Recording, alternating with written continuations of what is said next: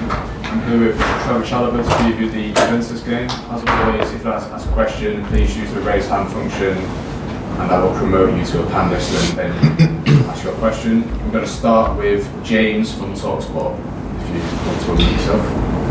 Hi Trevor, how are you? Hi, I'm good, thanks. You? Yeah, good, thank you. Trevor, after losing to Juventus in Turin, is that something you're looking to put right tomorrow night? I think, yeah, obviously as a club we want to win every game, and I think that's the most important thing. And we know it wasn't our best performance in that game, and we want to rectify that tomorrow. If I can ask you about Antonio Rudiger, because he's someone that's been a real mentor for you since you've been at Chelsea, how important is it that the club try and keep him because his contract runs out in the summer? Yeah, Antonio he's been a very good mentor to me since he first came here when Conte was here. He took me in. He helped me in training sessions when I went out on loan. He told me what was needed, and since then it's been good, and it's good to share the same pitch with him. Okay, we're going to move on to John Southall, please. Trevor, do you still have to pinch yourself a bit how quickly everything has happened for you this season at Chelsea? And also, can I just ask about Thiago Silva and what it's like playing alongside him and how big an influence he has been on you? Yeah, I still pinch myself to this day, and it's been an unbelievable start for me. And for me, it's important I keep the consistency up, the repetition, and every time I get the opportunity to play, then give it my all and show the manager what I'm about. And obviously, Thiago Silva is one of my other idols as well. Growing up as a kid, how successful he's been, and it's great sharing the pitch and the training sessions with him. And for me, as a young player, it's someone I need to look at where I want to be and where I want to go to. Cheers, John. We're going to move on to Jeremy Scott. Yeah, hi Trevor. It's been an outstanding season for you so far, a breakthrough season. What have been the highlights for you? I suppose the Super Cup and the Palace goal on your Premier League debut? Yeah. At the start, the Super Cup was my first ever competitive trophy for the club.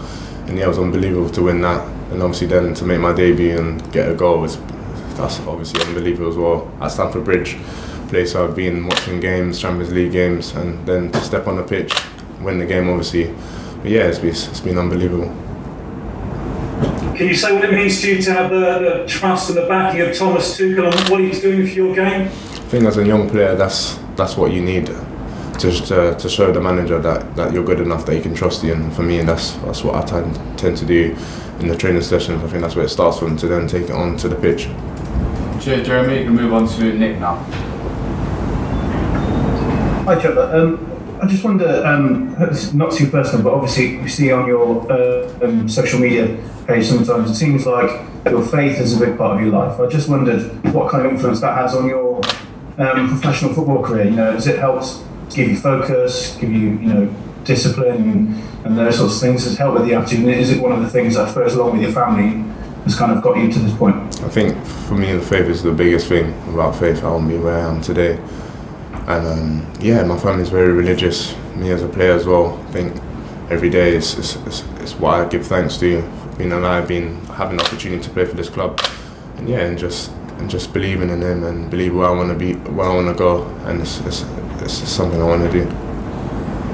Okay, James Robson, you're next. Hi Trevor. I'm just wondering what you thought this season would look like for you. I'm assuming you didn't think you'd be at Chelsea this season, maybe on loan, and I just wonder at what point did you realise actually I am going to stay here and I am actually going to have a chance of playing as regularly as you are? Yeah, when I came in from loan and started the pre-season, I was expected to go on loan again, but I got the opportunity to train and train with the manager. I said to myself, let me just give it my all and show him what I'm about. And for me, I didn't realise I would have stayed until probably after the Palace game. Although I played in the Super Cup and stuff, in my mind I was still thinking I was going to go and learn, and that's what I had in my mind. I just took every day as it came. So what did he say to you, Thomas, when he told you that you are actually going to be part of my plans? Well, he just said to me, it's better I stay here and train with one of the best players and learn here, I think. And for me, I've been out on loan 3 seasons. I played over 100 games, and yeah, I think he said the best thing for me was to be around the squad and learn from here. Okay, cheers, James. We'll move on to Dom Fifield now. Hi, Trevor. Sierra Leone have qualified for their first Africa Cup of Nations for a long time. I just wondered whether they've made any attempts to get you to play for them in the future, and where your international ambitions lie. Yes, obviously that's my country, and yeah, they've done well to qualify, but at this moment in time, and it's not my focus at the moment. It's for the club. Cheers, Dom. We're going to move on to Tom Roddy. Once you're ready, Tom. Hi, Trevor. Hi.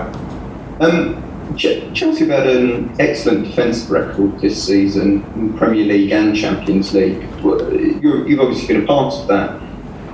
How do you sort of explain it? What do you put that down to? How's it been possible? I think it just starts from training, really.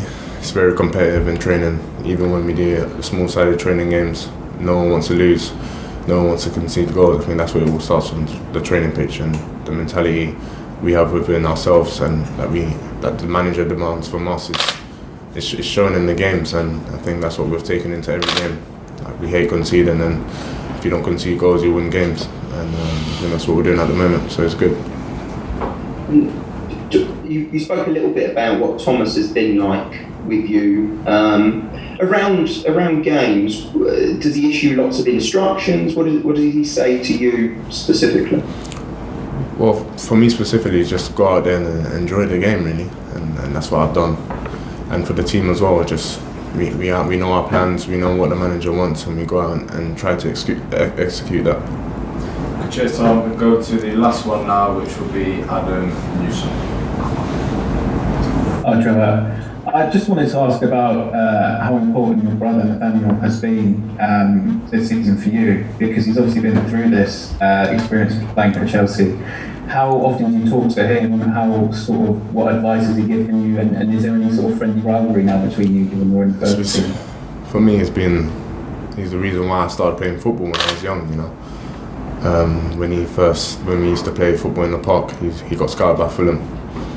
Now, when I was younger, as I said, I never used to like football. I always used to just go out and ride a bike, play with my friends, and yeah, if it wasn't for my brother, I wouldn't have started playing football. So he's been a big impact to me in my career. Until now, this day, we're still talking about it and still talking about things I need to do. Obviously, he's been at this massive club, what it takes to play for this club, and I make sure every time I put on the shirt, I give it my all. Okay, thank you everyone. I'm going to leave it there. See you in a bit.